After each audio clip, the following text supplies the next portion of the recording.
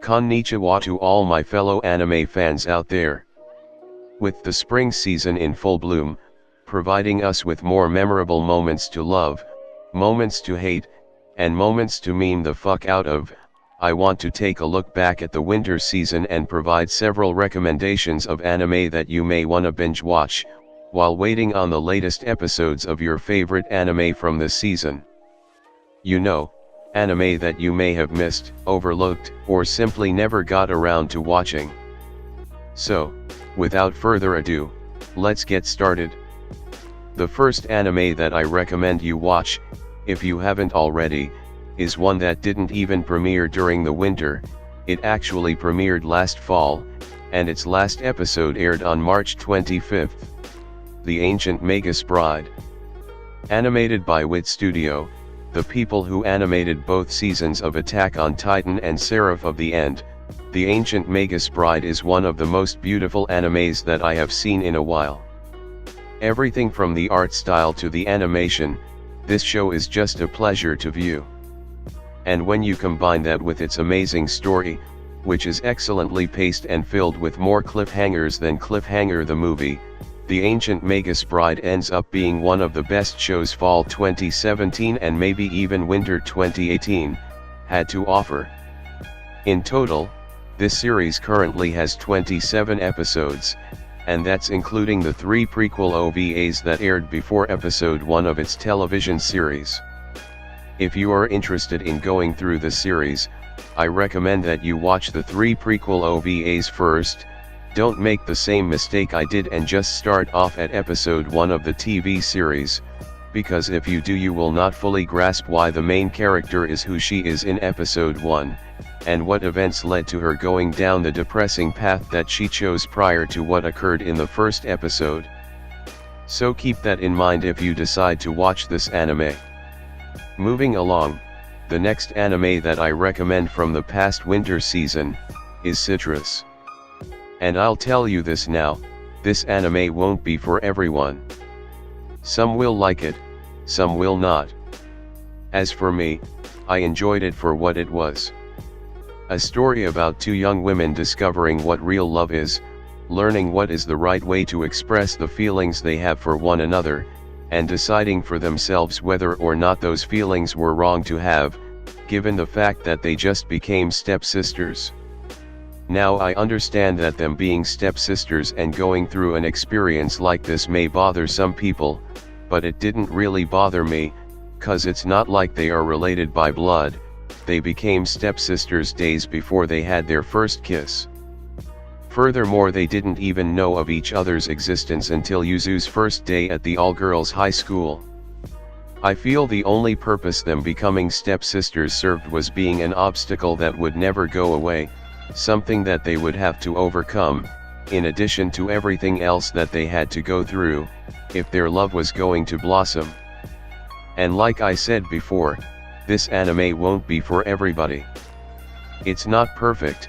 It does have its share of plot contrivances, and side characters that don't feel completely fleshed out due to the fast pace of the anime. However, if you can get past the occasional awkward moments, and the first impressions that both main characters give off, you will find a story that has good artwork, likable characters, and a satisfying end once everything has played out. So keep that in mind if you are thinking about checking this show out. Citrus's season ended on the 24th of March, and it currently has 12 episodes in total that you can watch. Whether it gets a second season or not is unclear. The manga is still ongoing, so there is a possibility that another season could be greenlit in the future, that is if the manga remains popular enough. At this point, however, it's anybody's guess. Moving along, the next anime from winter 2018 that I recommend people check out is The 7 Deadly Sins, Revival of the 10 Commandments. This is the new season of the 7 Deadly Sins anime, and it picks up right after the events of the 7 Deadly Sins, Signs of the Holy War, which is a 4-episode mini-series, or epilogue if you will, that took place right after the events of the first season. For those who haven't seen season 1 yet, I strongly suggest that you go through that season first before watching season 2, just so you'll get to know the main characters, get a feel for the story, and so you'll know what the fuck is going on and how real season 2 is right now. This anime is jam-packed with a lot of action, drama, romance, and moments that will have you craving for more. In addition, its original soundtrack is by far one of the best OSTs that I have ever heard. Seven Deadly Sins is just an all-around great show. And some of you may think I'm overhyping it, but I'm really not. Both the manga and anime are well received around the world, and for good reason too. Season 1 was great, and Season 2 has been great as well. Seven Deadly Sins is just straight fire. You think it's a game? Get fired on these bitches one time. The Seven Deadly Sins anime currently has 45 episodes available to watch online. Season 1 consisted of 24 episodes, and Season 2 will consist of the same number. Its latest episode, Episode 17, aired a few days ago in Japan and is now available online. Now, last but most certainly not least, I recommend people check out Darling in the Franxx. This anime right here, is one that I simply cannot get enough of. Co-produced by two top-tier studios, this anime combines the visuals from A1 Pictures, with Studio Trigger, the people who produced Kill la Kill, Kisniver, and Little Witch Academia, which resulted in some great fucking art and animation. The fighting scenes have that Kill la Kill aesthetic to them, the detail in the characters and their expressions look outstanding, and as for the story, well, I simply love it. The story starts off very strong, providing us with an early implication that something really messed up is going on in the background, something that the group of main characters still remain unaware of, despite being well past the halfway point of its season. The narrative does slow down around the 7-episode mark, providing us with several episodes focused on world building and character development. And despite the minor pace change, my enjoyment watching this anime did not falter one bit.